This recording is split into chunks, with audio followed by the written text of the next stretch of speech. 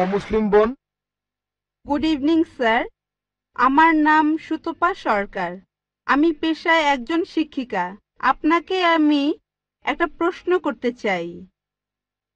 ইসলাম ধর্মে কর্ম আর মোক্ষ লাভ সম্পর্কে কি বলা আছে, আর এক্ষেত্রে হিন্দু ধর্মের ধারণার সাথে পার্থক্যটা কি? বোন, আপনি প্রশ্ন করলেন ইসলামে কর্ম আর মোক্ষ লাভ সম্পর্কে কি বলা হয়েছে। হিন্দু ধর্মগ্রন্থ অনুযায়ী কর্ম মানে কাজ। আমরা যে কাজগুলো করি, অ্যাকশন, এই কর্ম করতে হবে ধর্ম অনুযায়ী। আর হিন্দু ধর্মের বিশেষজ্ঞরা একটা দর্শনে বিশ্বাস করেন যেটাকে বলা হয় সংস্কারা, জন্ম আর মৃত্যুর চক্র। জন্ম আবার মৃত্যু, যেটা হলো আবার জীবিত হওয়া, অথবা মানুষের আত্মার ভ্রমণ করার থিওরি। তারা বিশ্বাস করে আপনি যেরকম কর্ম করবেন, যদি ভালো কাজ করেন পরবর্তী জীবনে আপনি জন্মাবেন কোন উচ্চ স্তরে, যদি খারাপ কাজ করেন পরবর্তী জীবনে আপনি জন্মাবেন কোন নিচু স্তরে। যদি ভালো কাজ করেন আপনি মানুষ হয়ে জন্মাবেন, খারাপ কাজ করলে পশু হয়ে জন্মাবেন, হয়তো ইঁদুর হবেন, বিড়াল হবেন বা তেলাপোকা হবেন। আর সেখানে যদি কিছুই না থাকে, ভালো খারাপ কিছুই না থাকে, তাহলে মোক্ষ লাভ করবেন, জন্ম মৃত্যুর চক্র থেকে বের হয়ে আসবেন। এটা হলো হিন্দু ধর্মের বিশেষজ্ঞদের দর্শন। তবে বেদে এর কোন রকম উল্লেখ নেই। বেদ হলো হিন্দুদের সর্বোচ্চ ধর্মগ্রন্থ, সেখানে উল্লেখ নেই। তারা বলতে চায় যে এই কথাগুলো ভগবদ গীতায় আছে। ভগবদ গীতায় বলা হয়েছে 2 নম্বর অধ্যায়ের 22 নম্বর অনুচ্ছেদে, যেভাবে একটা শরীর পোশাক বদলায় তারপরে নতুন পোশাক পরে, একইভাবে আত্মা নতুন শরীরে প্রবেশ করে। হিন্দু ধর্মগ্রন্থগুলোতে পুনর্জন্ম বলে একটা কথা আছে। এটা আছে ঋগ্বেদ 10 নম্বর গ্রন্থ 16 নম্বর অনুচ্ছেদের 4 ও 5 পরিচ্ছেদে। পুনর্মানে পরবর্তী, জন্ম মানে জীবন, পরবর্তী জীবন। আমরা পরের জীবনে বিশ্বাস করি যে পৃথিবীতে একবার আসব, মাত্র একবারই আসব। আমরা পৃথিবীতে একবার আসব, আল্লাহর আদেশে মারা যাব, পৃথিবীতে একবারই আসব, একবারই মারা যাব, পরবর্তীতে আখিরাতে গিয়ে আবার জীবিত হব।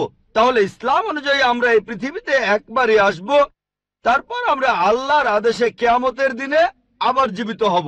কাজের উপর নির্ভর করে বেহেশত বা দোজখে যাবেন, স্বর্গ বা নরকে। বেদ এমন কথাই বলছে, কিন্তু তারা এটা বোঝে না হিন্দু বিশেষজ্ঞরা যে কেন মানুষ জন্মায় বোবা হয়ে, জন্মায় অন্ধ হয়ে, কেউ গরিব হয়, আবার কেউ ধনী হয়, কেউ বা স্বাস্থ্যবান। ঈশ্বর তো কোনো অন্যায় করেন না। তাই তারা একটা দর্শন আনলো যে জন্ম মৃত্যু আত্মার ভ্রমণ করে বেড়ানো। বেদের কোথাও এই কথার উল্লেখ নেই। এমনকি ভগবদ গীতাও এমন কথা বলছে, পুরনো পোশাক বাদ দিয়ে শরীর যেমন নতুন পোশাক পরে, একইভাবে আত্মা পুরনো শরীর ছেড়ে নতুন শরীরে যায়।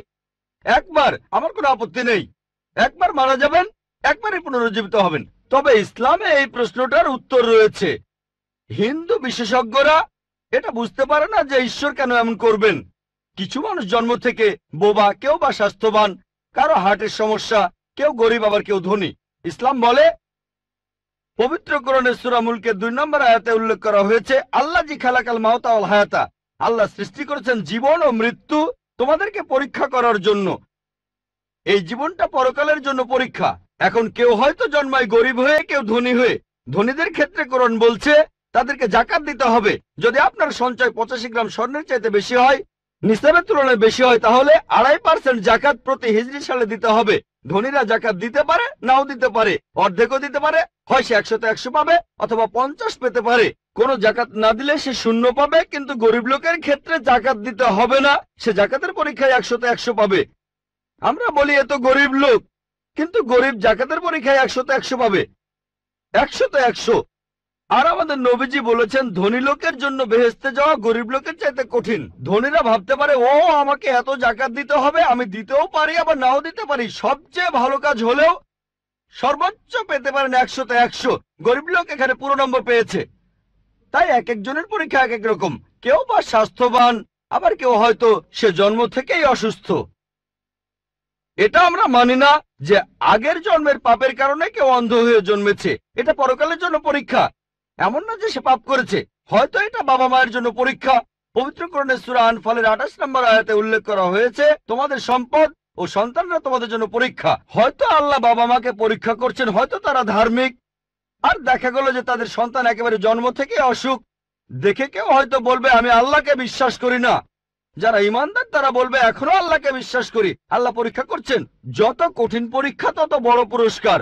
হয়তো আল্লাহ তাদের দেবেন জান্নাতুল ফেরদৌস। ধরেন যদি গ্রাজুয়েশন পাশ করেন, আপনি হবেন বিএ, বিএসসি বা বিকম। যদি পাশ করেন এমবিবিএস, আপনি হবেন ডাক্তার। এমবিবিএস পাশ করাটা বিকমের চাইতে কঠিন। যত কঠিন পরীক্ষা তত দামি ডিগ্রি। আমরা মানি কেউই পাপী হয়ে জন্মায় না, প্রত্যেকে জন্মায় মাসুম হয়ে। কিন্তু হিন্দু দর্শন বলছে, বিশেষজ্ঞরা বলছে, ধর্মগ্রন্থ বলছে না। তারা বিশ্বাস করে যে এই পৃথিবীতে আসবেন, বারবার আসবেন। যদি ভালো কাজ করেন মানুষ হয়ে আসবেন, খারাপ কাজে পশু হয়ে জন্মাবেন। এই কথাটা বেদের কোথাও বলা নেই। আর আপনি যদি একটু চিন্তা করে দেখেন বোন, অপরাধের মাত্রা বাড়ছে না কমছে? বাড়ছে না কমছে? অপরাধ বাড়ছে নাকি কমছে? বাড়ছে।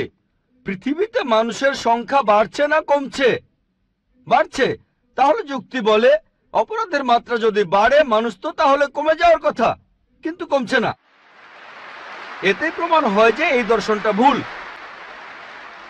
বিস্তারিত জানতে চাইলে আমার ভিডিও ক্যাসেট দেখুন, হিন্দুইজম ও ইসলামের মধ্যে সাদৃশ্য। আশা করি আপনার উত্তরটা পেয়েছেন। ওয়া আখিরি দাওয়ানা আলহামদুলিল্লাহি রাব্বিল আলামিন।